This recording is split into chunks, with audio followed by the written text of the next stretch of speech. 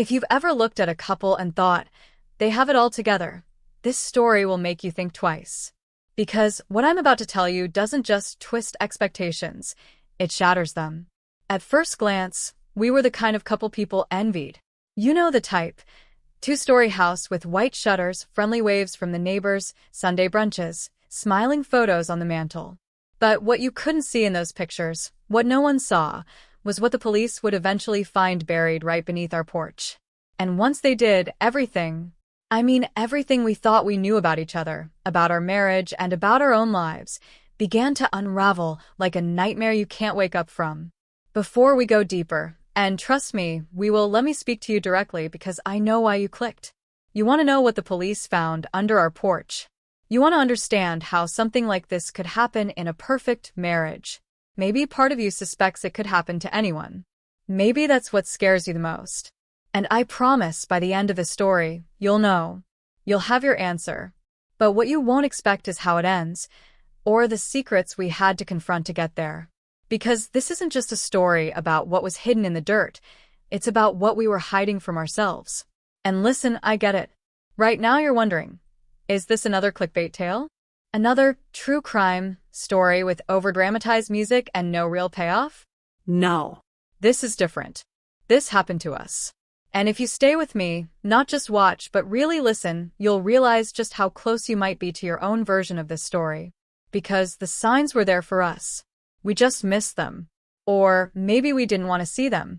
And that's what makes this terrifying.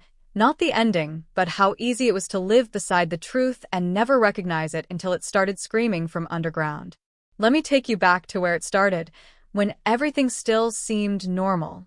My name's Rachel, and I've been married to my husband Matt for 11 years. 11 years of comfort, laughter, habits. We weren't dramatic. We didn't argue over the big stuff, and we didn't make headlines until the day the police showed up. Our home sat in a quiet cul-de-sac just outside Portland. You know, the kind of neighborhood where you can still borrow sugar from the house next door, where kids bike without helmets, and everyone has a golden retriever or a garden they're too proud of. It was safe. Or at least it felt that way.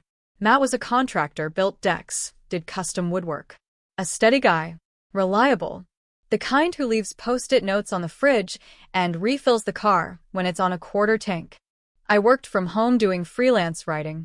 Nothing exciting, but enough to keep the lights on and the wine rack stocked. We had dinner at the table most nights. Talked about renovations. Watched old episodes of Dateline and rolled our eyes at how obvious the killer was. Who doesn't notice their spouse acting weird? We'd say. How could you not see the signs? It became a little game between us. A guessing contest. Until we became the headline ourselves. The thing about secrets is, they grow in silence. Slowly. Patiently. And we had our share, like every couple does. But looking back, I see now that some of them weren't shared secrets. Some of them were mine. Some of them were Matt's. And one of them was under our porch. I remember the first time I heard the scratching. That's when the unease really began. It was early spring, still cold at night, and I was up late editing a piece for a lifestyle blog. The sound was faint at first, like a raccoon or a cat stuck in the crawl space. But it came again the next night. And the next. Matt said it was probably nothing. He even laughed it off, said maybe I needed to lay off the mystery shows.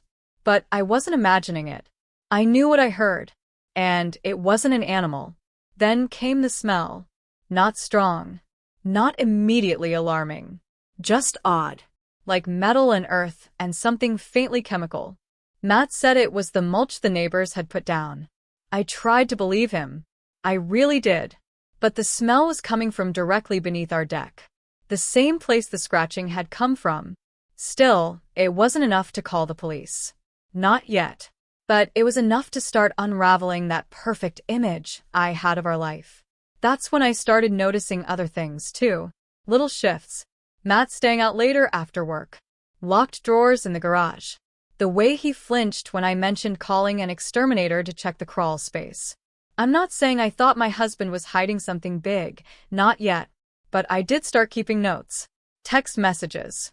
Receipts. Things that didn't add up. I told myself I was being silly. Paranoid. overstimulated by too many hours of streaming true crime. But I kept going, quietly, Carefully. because something in my gut told me this wasn't just in my head. And sometimes, when your intuition whispers, you'd be a fool not to listen. Then one morning, exactly 3 weeks after I first heard the noise, there was a knock at the door. 2 officers. Calm, polite, but firm. They had a warrant. Said they were following up on an anonymous tip related to a missing persons case. I laughed at first. Told them they must be in the wrong place. But they weren't. They knew our names. They knew Matt's business. They knew things I didn't even know. About a house he'd renovated 6 years ago. About a client who vanished without a trace. I watched from the porch, barefoot, coffee in hand, as they began to pull up the boards of our deck. And I will never forget the sound one of them made when their shovel hit something solid. Something that didn't belong there. The next few minutes felt like a dream. Not even a nightmare, just numb. Everything slowed down. I don't even remember what I said, or if I said anything. Matt wasn't home. He was on a job site. His phone went straight to voicemail. And I just stood there, watching as the police uncovered what looked like a large, rusted toolbox. But it wasn't a toolbox. It was sealed shut with bolts. Too heavy to lift without 2 men. And when they finally cracked it open, even the officers went quiet. Now, here's the part where I have to stop. Because if you're still watching, and if you've come this far, I know you're hooked. This is where the story really begins. You'll want to know what was inside that box. You'll want to know what Matt was hiding and why I didn't see it coming. But more than that, you're going to learn how fragile trust really is.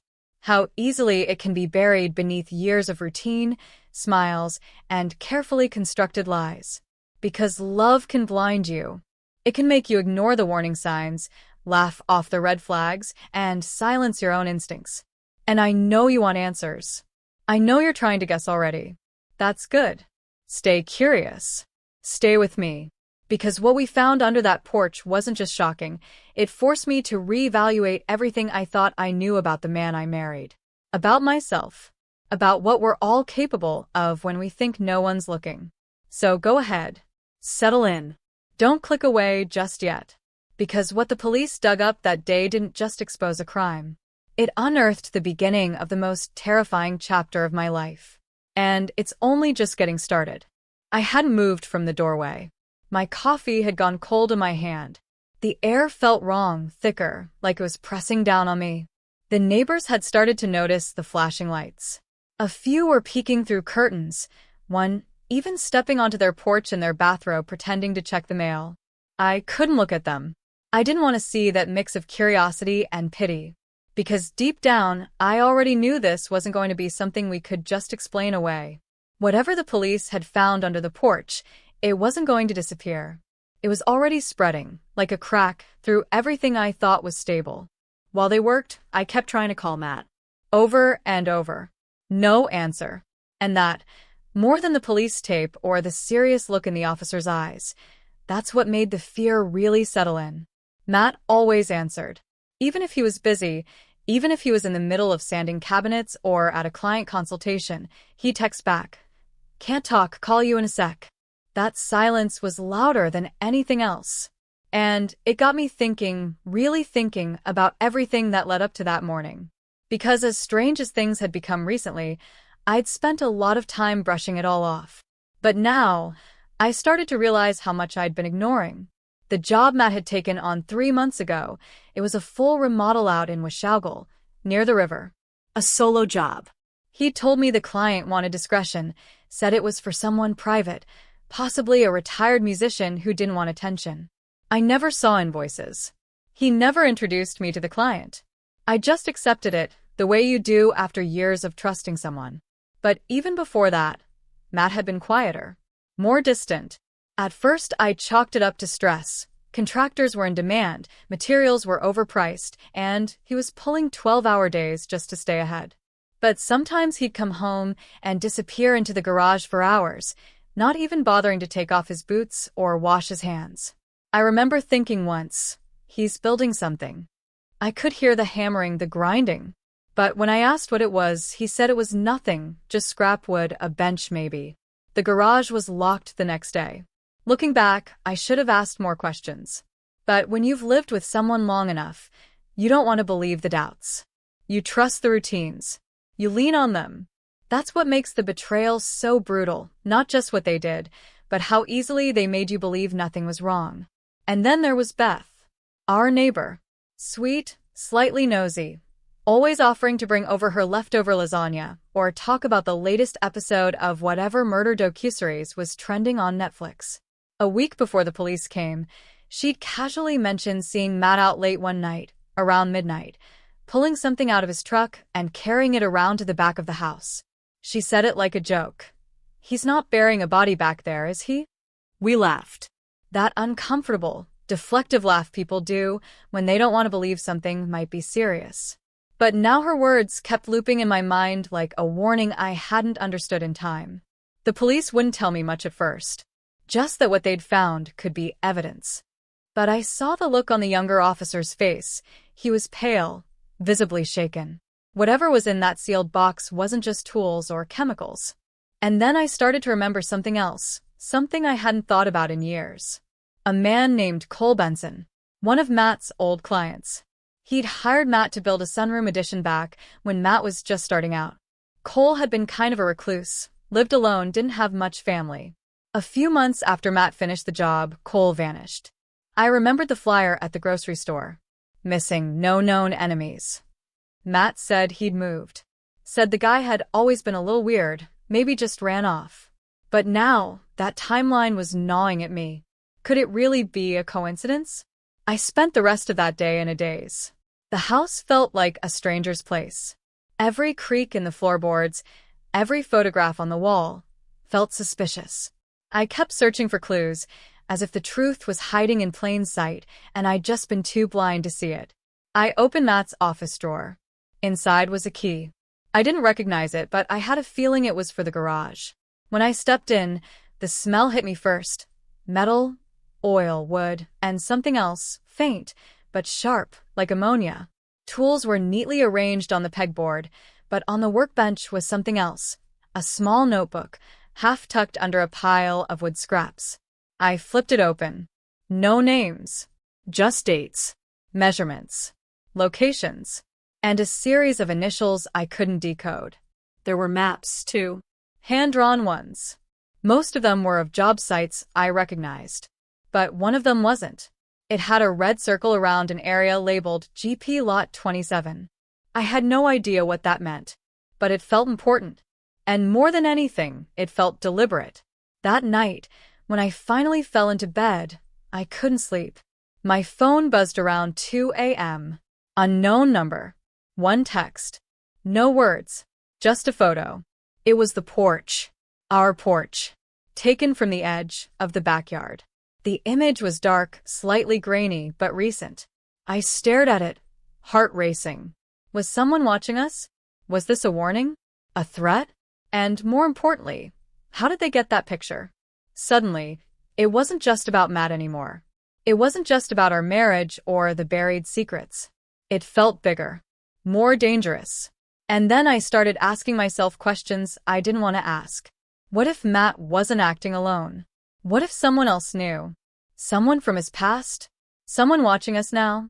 The notebook, the maps, the photo. It was starting to look like Matt had been involved in something far more calculated than I'd ever imagined. Something with layers. And I was only just beginning to scratch the surface. The next day, the police returned, not just detectives this time, but crime scene techs. They began scanning the yard. Metal detectors. Cadaver dogs. I wasn't allowed outside the perimeter. One of the detectives, a woman named Avery Monroe, finally sat me down. Her tone was calm but urgent. She asked questions, some simple, some strange. Had Matt ever mentioned working in rural properties? Had he ever brought home anything unusual from a site? Did I know anyone named Nolan? Nolan. The name meant nothing to me at first. But I saw the way her eyes stayed fixed on mine when she said it, as if testing my reaction. I told her no, but something about the name stuck. Later, when I went digging through Matt's old paperwork, I found it, scribbled in the corner of a torn invoice. Call Nolan urgent. That's when I realized I didn't just need answers from the police. I needed to start searching for the truth myself. Because whatever this was, it went deeper than a single crime scene. There were patterns, connections, whispers in the background of our life I hadn't noticed before. Strange phone calls in the middle of the night Matt claimed were spam. A locked box he kept in the attic that he once said held old tax stuff. A man who came to the house 6 months ago claiming to be from the power company, but we hadn't reported any issues. I started keeping a journal just to track it all. Every memory, every inconsistency. Because if there was one thing I was learning quickly, it was this. When someone hides something in the ground, it's not always to bury it. Sometimes it's to protect it. Sometimes it's to wait. And sometimes it's because whatever's buried isn't done with you yet. It started small, the kind of thing you could almost convince yourself was a coincidence. The notebook I'd found in Matt's garage, the one with the maps and initials, vanished. I know I left it on the kitchen counter. I remember clearly placing it there before going to make coffee, flipping it shut with trembling fingers, heart still pounding from what I'd read. But when I came back less than 10 minutes later, it was gone. Not misplaced. Not moved. Gone. I tore through the drawers, the trash, even the laundry basket, as if I'd sleepwalked and tucked it somewhere senseless. But it had disappeared like it had never existed. At first, I thought maybe the police had taken it when I wasn't looking, something they'd grabbed quietly during their search. But when I asked Detective Monroe, she looked genuinely confused. She said they hadn't taken any personal items from the house yet. Maybe your husband took it, she said gently, but Matt was still nowhere to be found. And if he had taken it, why leave everything else? The silence from Matt stretched into days. No calls. No texts. Not even a trace of his bank activity. I kept checking his location, but his phone had either been turned off or destroyed. The more I tried to chase answers, the more it felt like someone was one step ahead of me. Then the strange calls started. First it was just heavy breathing. Then a voice, a woman's, whispering just one word before hanging up. Stop. It was so quiet I almost thought I imagined it. But it happened again. And again. Always from an untraceable number. Always when I was alone. I told myself it could be a prank. Maybe someone from the neighborhood caught wind of the story and thought it would be funny. But in my gut, I knew better. Someone didn't want me getting closer to the truth. I went to visit Matt's sister, Claire. She lived an hour outside of town and had always been a little distant with me, the kind of family member who smiled at holidays but kept her walls up.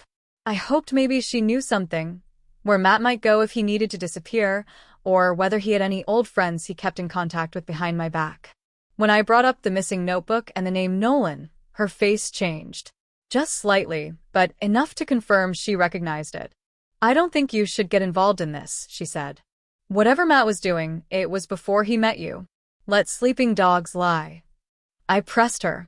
I begged. And after a long pause, she finally told me about a night nearly 15 years ago, before Matt and I had met, when he was arrested at a party out in Coos Bay. A fight had broken out. Someone had gotten hurt, badly. The records had been sealed, she said. Expunged after a deal was made. But there were rumors even then about something more going on. Something involving money. A missing person. And a man named Nolan Burke. That name again. The same name the detective had tested on me. The same one scribbled on Matt's invoice. The same one I found, 2 days later, burned into the back of a photograph hidden inside a shoebox in our attic. The photo was old, creased and worn. It showed 4 people standing in front of a cabin. One of them was Matt, younger, with longer hair and a cigarette tucked behind his ear. Another was Claire. The third was a woman I didn't recognize. But the fourth, that had to be Nolan. On the back, in Matt's unmistakable handwriting, were the words, Camp Gray Pine, Summer 2008. And below that, bury the rest. I was shaking by the time I put the box back. Nothing made sense anymore. Who were these people? What had they buried? And why had Matt kept this photo hidden for so long? I needed answers. So I searched Camp Gray Pine. It was an old wilderness retreat, shut down after a fire in 2009. No one had been using the land for over a decade. And yet when I cross-referenced it with the notebook's missing map, the one marked GP Lot 27, everything clicked. That's what GP stood for. That's what he was circling. And if that's where something was buried, it might not be the only thing. The next day, I rented a car and drove out there. I didn't tell anyone, not the police, not Claire. I knew I was probably making a terrible decision, but I couldn't wait anymore. I couldn't sit around hoping someone else would care enough to figure out what was happening. The drive was long and quiet, winding through thick pine forests and forgotten highways. Camp Grey Pine was exactly what you'd expect. Abandoned buildings, rusted signage, tall grass choking what used to be paths. I followed the GPS coordinates I'd entered manually from memory, somewhere near the base of the property, behind the crumbled remains of a dining hall. That's when I saw the other car. It was parked just off the tree line, half hidden beneath a tarp. No plates. Someone was already here. I ducked behind a fallen log, heart hammering so loud I could barely hear my own breath. Through the trees, I spotted movement. A man. Not Matt, too tall, too lean. He had a shovel. He was digging. I wanted to move, to get closer, to see what he was unearthing, but something told me not to. Something told me to run. And then he stopped. He looked up, right toward where I was hiding, as if he knew I was there. That's when the warning shot rang out. The bullet struck the tree trunk just inches from my head, bark exploding into my hair and eyes. I didn't wait. I ran. I didn't stop until I reached the road. My hands were scraped, my knees bleeding. I drove like a maniac back to town, heart lodged in my throat. I didn't go home. I didn't feel safe. I went straight to a motel and locked myself inside, double-bolting the door. And that night I got another message. No number. Just a video this time. It was Matt. He was tied to a chair. Dirty. Bruised. Alive. He looked into the camera, eyes wild and pleading. And then he said one word. Nolan. The video ended. No explanation. No location. Just that name again, dragging me deeper into a story I didn't know I was a part of. And now, not only was Matt missing, someone had him. Someone who knew I was getting close. Someone who'd been watching all along. I couldn't sleep after watching the video. I kept playing it on a loop, searching for any detail I might have missed, a landmark, a background sound, a reflection, anything. But the video was dark and close up. Matt's face was bloodied, one eye swollen shut, a gash along his jawline. The only thing behind him was a blank concrete wall and the dull hum of fluorescent light. He didn't scream. He didn't beg. Just that one word. Nolan. The way he said it made my stomach twist. It wasn't just a plea. It was a warning. And it made something inside me shift. I wasn't just scared anymore. I was furious. Whoever was doing this, they were playing a game. And they weren't just using Matt to get to something, they were dragging me deeper, baiting me, pulling strings I didn't even know I had. I thought I was the only one involved. I thought it was my burden to carry. But the next day, everything changed again. Around noon, Claire showed up at my motel, pale, shaking, clutching her phone in both hands. She didn't even wait for me to ask. I got the same video, she whispered. Only it wasn't Matt and mine. It was Tyler. I blinked at her, confused. Tyler? She nodded, holding out her phone. And there he was, Tyler, her ex-boyfriend from years ago, someone I hadn't thought about since their messy breakup in 2018. He looked terrified, but alive, sitting in the same chair, same wall, same lighting as Matt. And this time, the word he spoke into the camera was different. He said, Grey Pine. Suddenly, it wasn't just about Matt anymore. Whoever was behind this had expanded the circle. Tyler had nothing to do with me, or so I thought. But Claire's reaction told me otherwise. She collapsed onto the bed and started to cry, the kind of crying that comes from guilt you've kept buried for years. I lied to you, she said through sobs. That night in Coos Bay, there wasn't just a fight. There was an accident. Nolan wasn't alone. Tyler and Matt were both there. And me. All of us. And something went wrong. Really wrong. I tried to press her for details, but she wouldn't go further. said she was afraid to even speak the truth out loud. "We made a pact," she whispered. "We promised never to talk about it again. We were kids. We didn't think it would follow us." But now it was clear. Someone hadn't forgotten. Someone was digging up more than just bones or boxes. They were unearthing guilt. Secrets. Promises that were meant to stay buried. And whoever it was, they wanted us to suffer for what happened all those years ago. One by one. And just when I thought things couldn't spin further out of control, the police called me. They'd found something else under our porch. Not another body. Not another box. But a voice recorder, wrapped in plastic, tucked behind a rotted support beam. It had been deliberately hidden, but not well. Almost like someone wanted it to be found, but only after a delay. The device was old, dusty, but functional. When they played it back for me, my heart stopped. It was Matt's voice. He was whispering, almost journaling. The recording was disjointed, as if he'd done it over several days. But the things he said didn't make sense. He kept referencing someone named E, saying they were getting too close. He talked about a ledger. A list. He sounded paranoid, frightened. At one point, his voice cracked and he said something I'll never forget. "If you find this, it means I didn't get out. Don't trust Claire.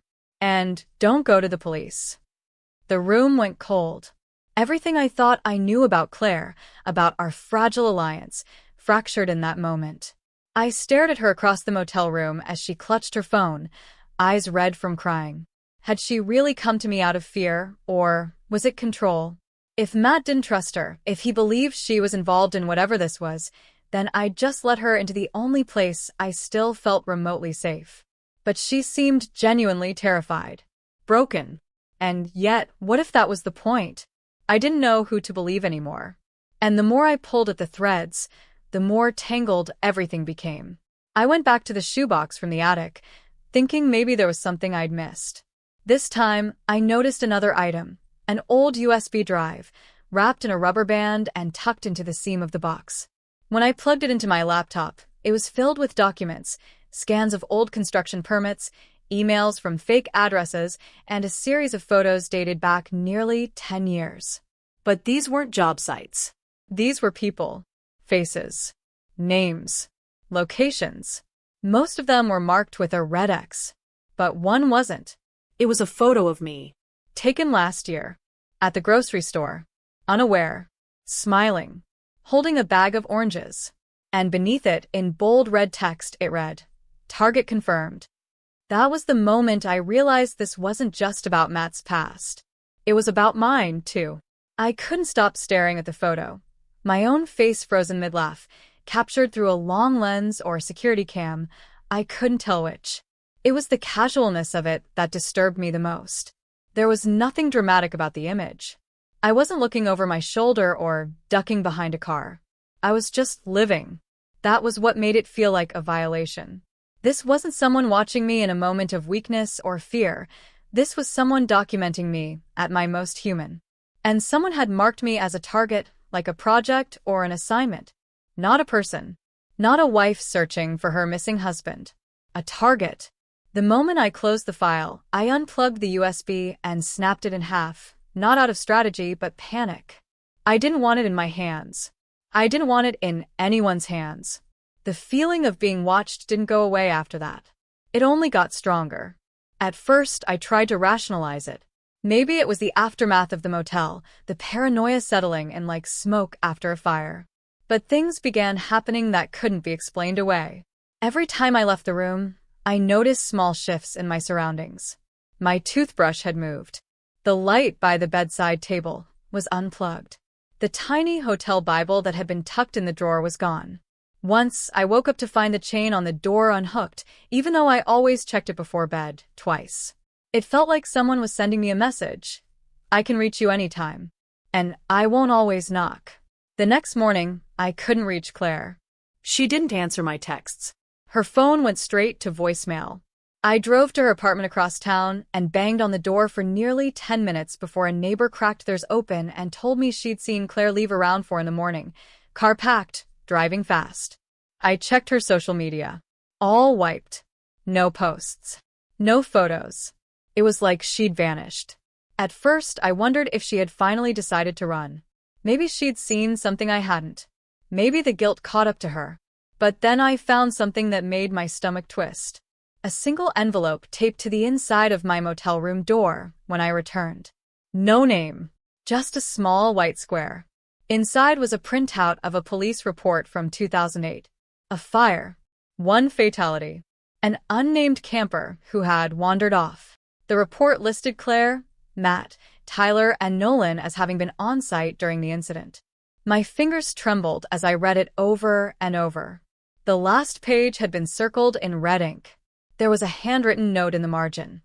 She was there, too. She's lying. No signature. No explanation. Just that accusation. And the question that immediately followed. Who was she? Claire? The unnamed camper? Or someone else?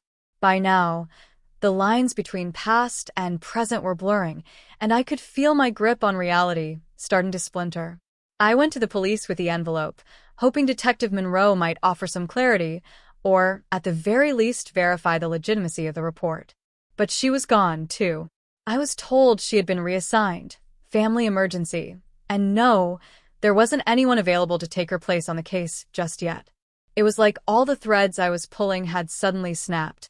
Everyone connected to this story was disappearing or being pulled out of reach, and I was starting to feel like I'd stumbled into something that was never meant to see daylight.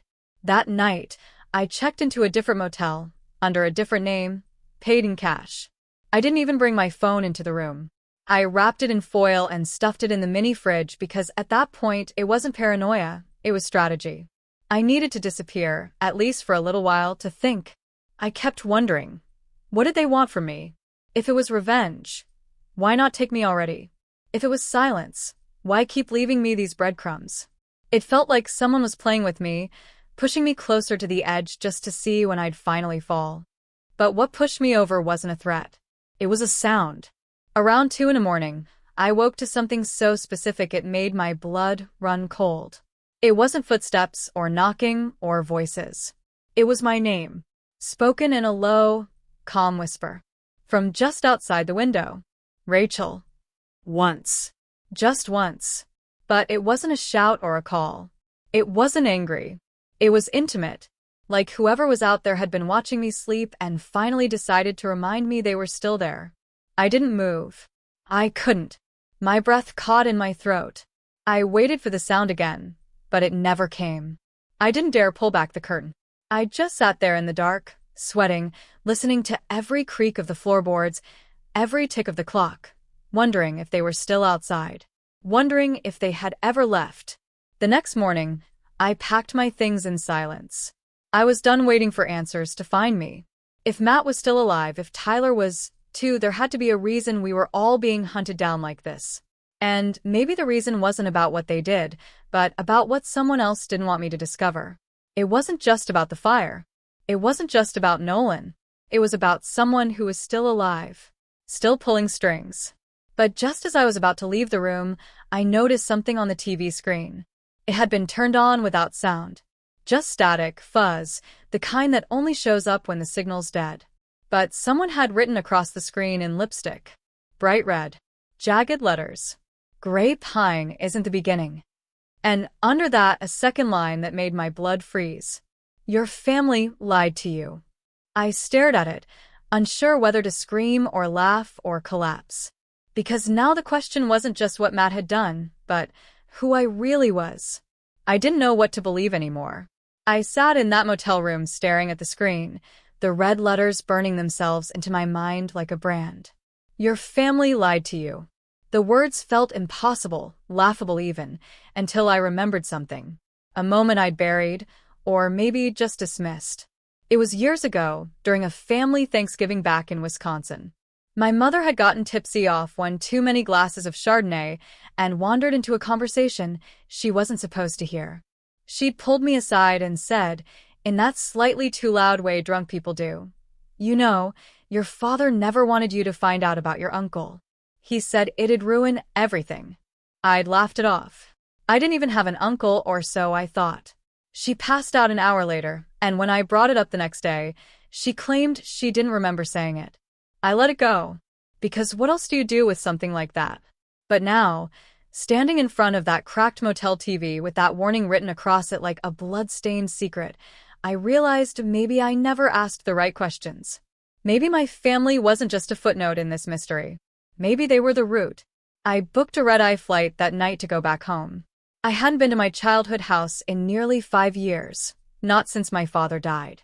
My mother still lived there, tucked in the same small suburban town where everyone knew everyone's business, or thought they did. She was surprised to see me, surprised enough to drop the remote when I rang the bell. She pulled me in, hugged me tighter than I expected, and kept asking if something had happened to Matt. I told her it was complicated.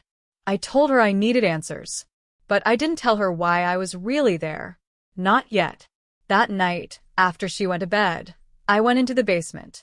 The place hadn't changed. Same wood-paneled walls, same stack of National Geographics from the 80s, same locked filing cabinet near my dad's old workbench.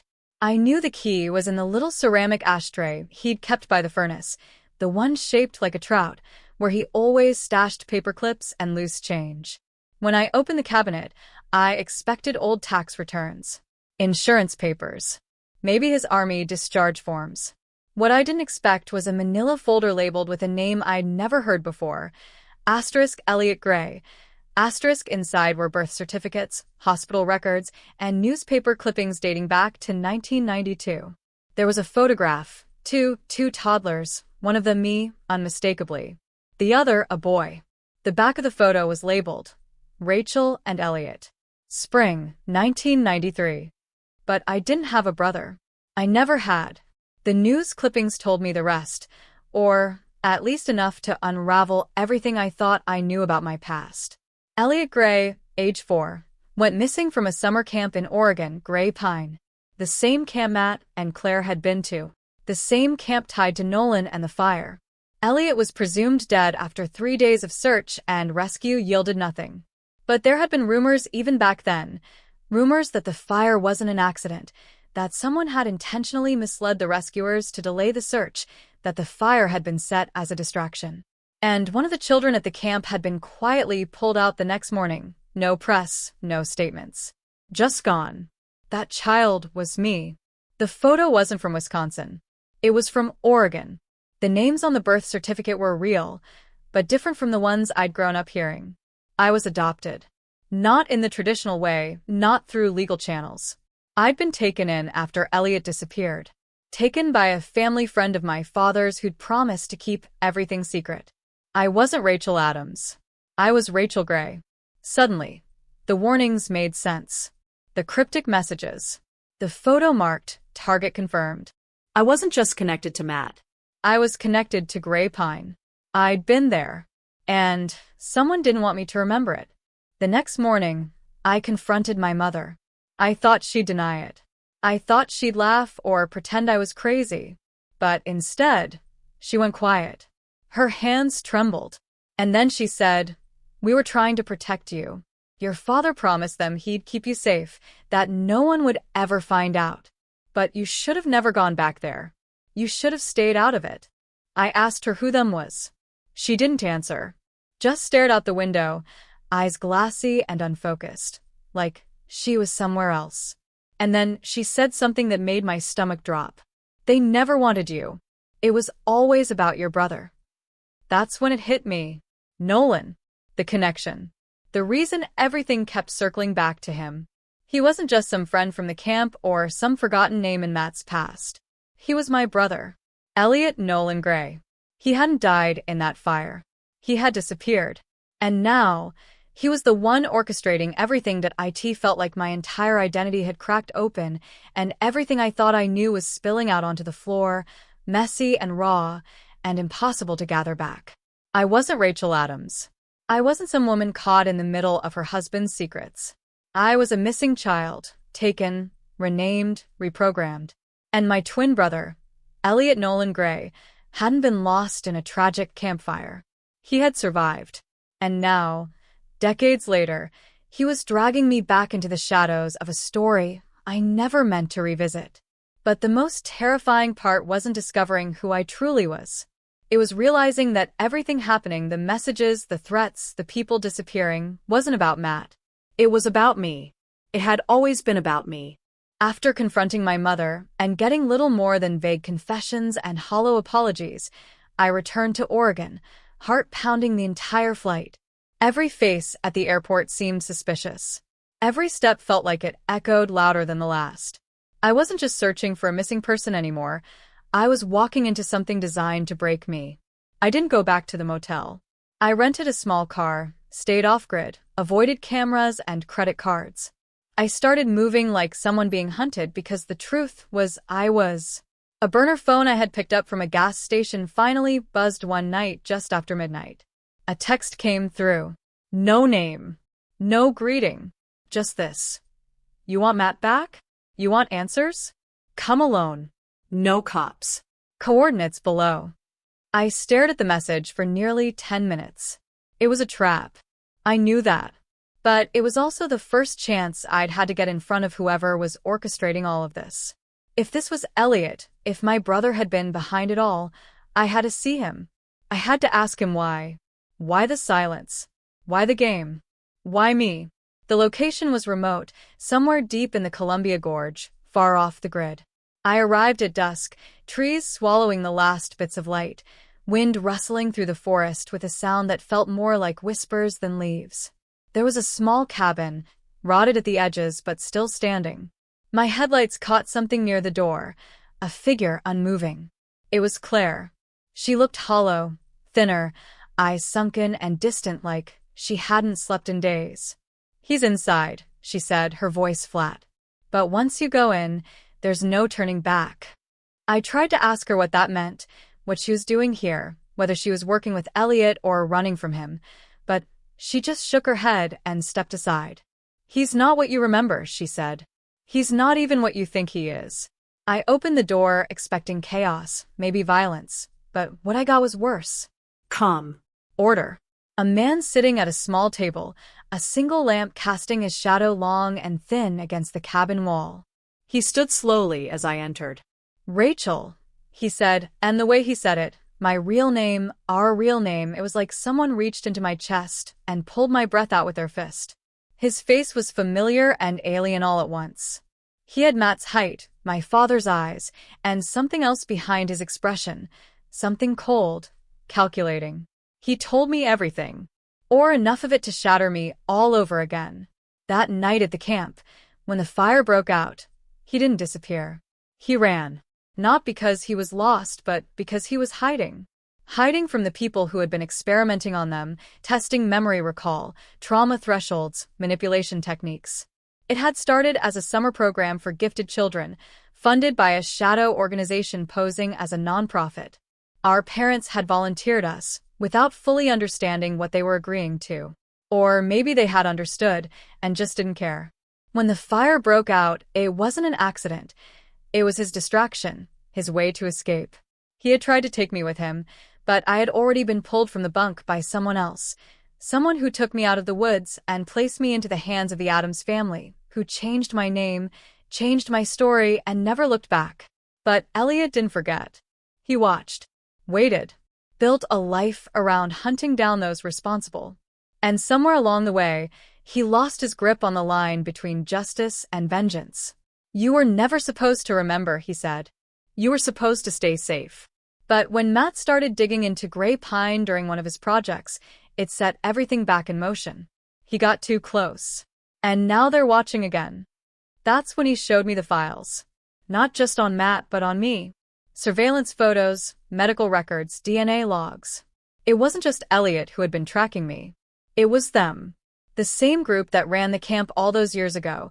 The same ones who had built the experiment and buried it beneath a facade of pine trees and summer crafts.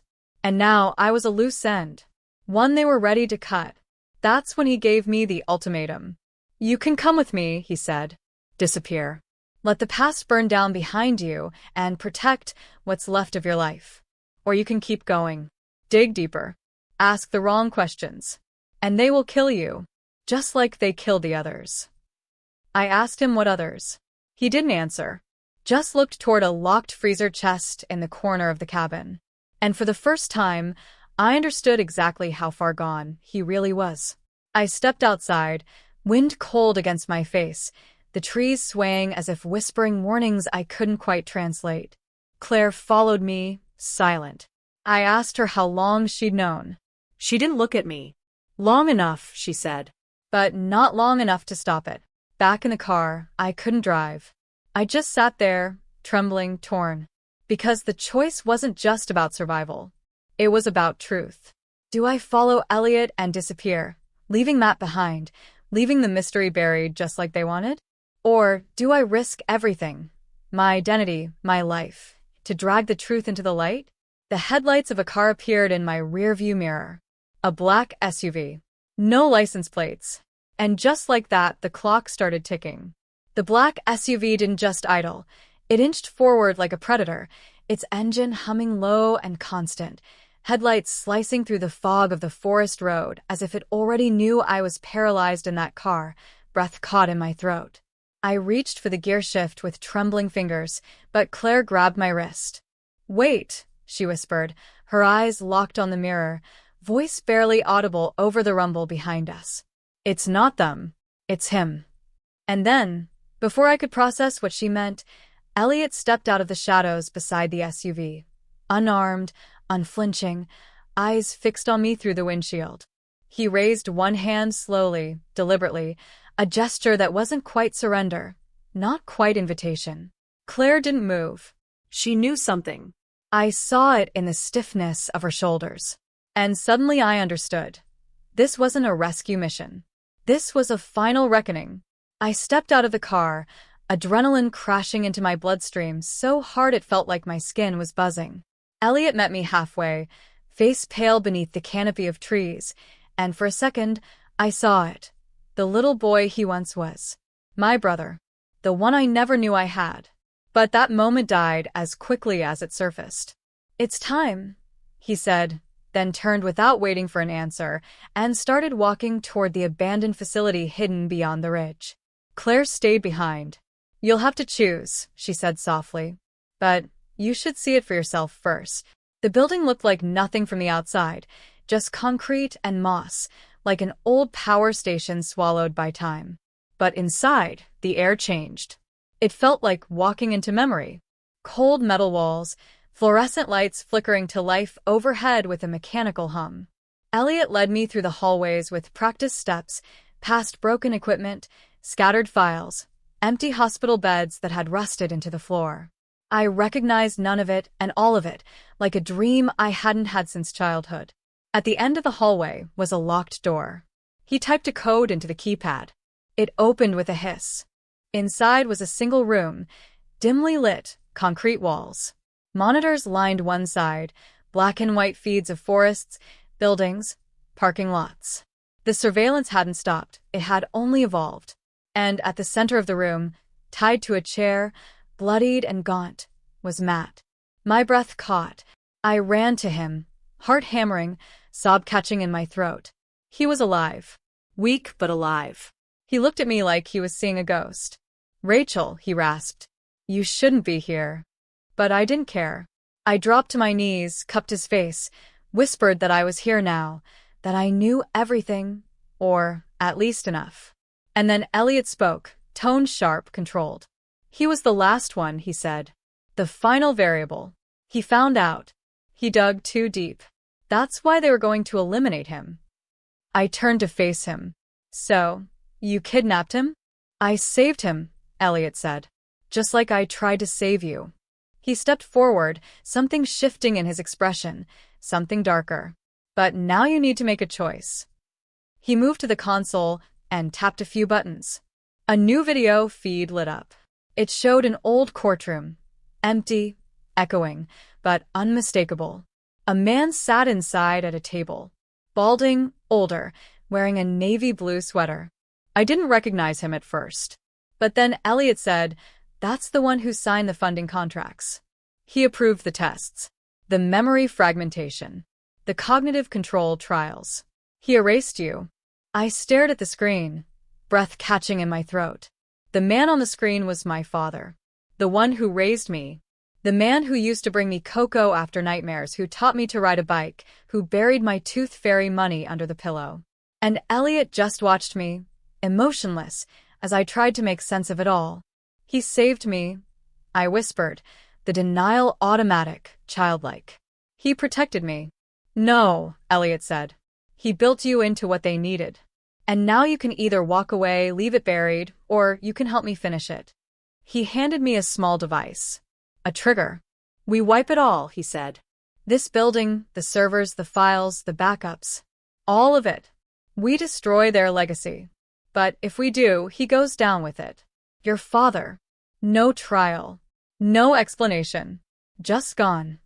I looked at Matt, barely able to lift his head, and then back at Elliot.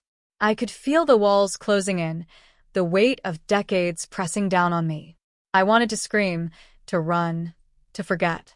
But I had come too far. I took the trigger. And then I did the unthinkable. I pressed the button, but not before I reprogrammed it. The explosion didn't hit the servers. It hit the perimeter.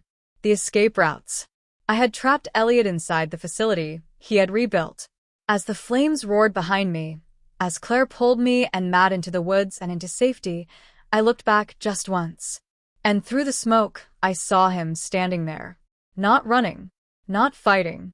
Just watching me. And then the building collapsed. But that wasn't the twist. The twist came 3 days later, when I checked my email from a burner laptop Claire had given me. One message. No subject line. No address. Just a video. It was grainy.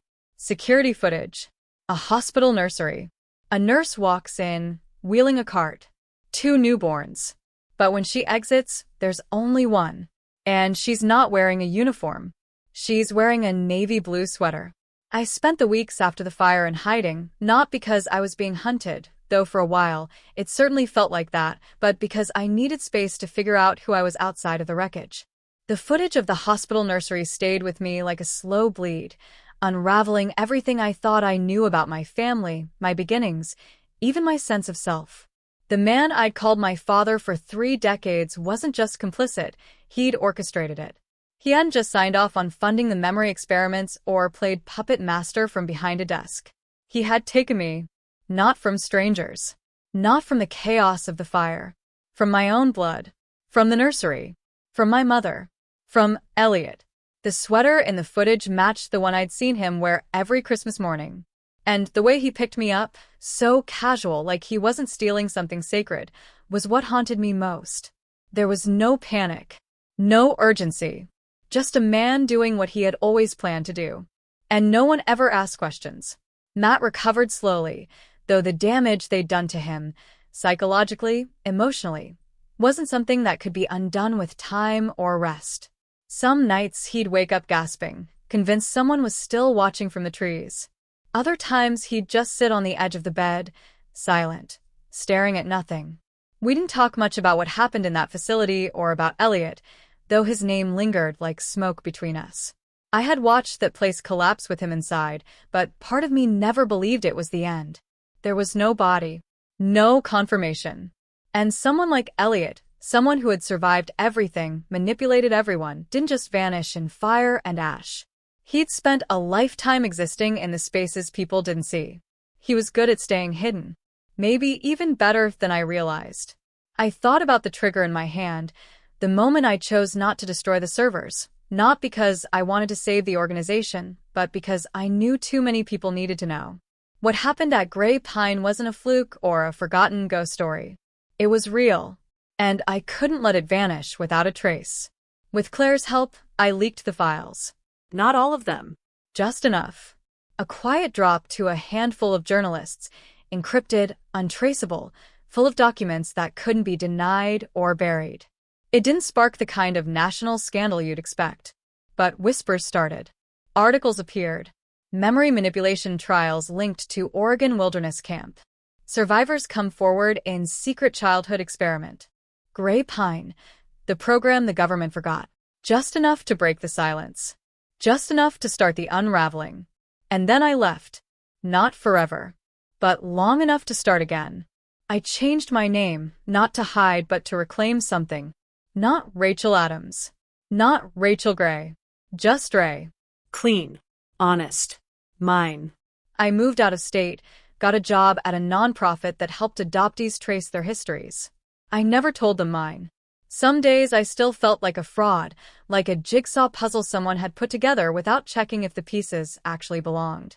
But the longer I stayed, the more I realized most people were just trying to find something solid to stand on. I wasn't so different. I still keep the video on an encrypted flash drive, locked away. Not because I need to see it, but because I know someday I might. Someday the story might not end with me. Maybe someone else, someone like Elliot, someone raised in shadows, will want to know where they came from. And maybe they deserve to know the truth. All of it.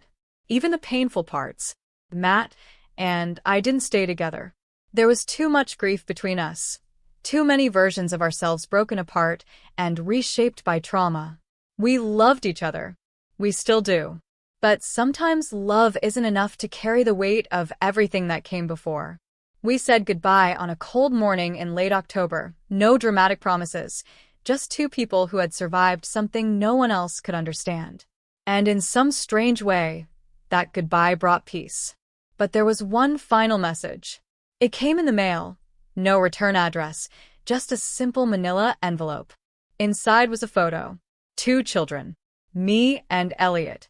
It was the same photo I'd found before, but this time, the words on the back had changed. They read, "We were never the experiment. We were the control." That was the twist that changed everything. We weren't the ones being tested. We were the constants. The benchmark. Everything they did to others was measured against us. They had been watching our entire lives, not to see how we reacted, but to make sure the others reacted as expected. We were the still point in a spinning world. The template. The original script. And with that realization came a terrifying kind of clarity. This story wasn't over. Not really. It never would be. Because for every gray pine, there's another facility. Another group. Another generation growing up not knowing who they truly are. And somewhere out there, Elliot is still watching. So if you've made it this far, if you've followed every twist, every buried secret, every name and place and puzzle piece, then ask yourself this. How well do you really know your own story? Because sometimes, the biggest lie isn't what you're told. It's what you were never supposed to remember.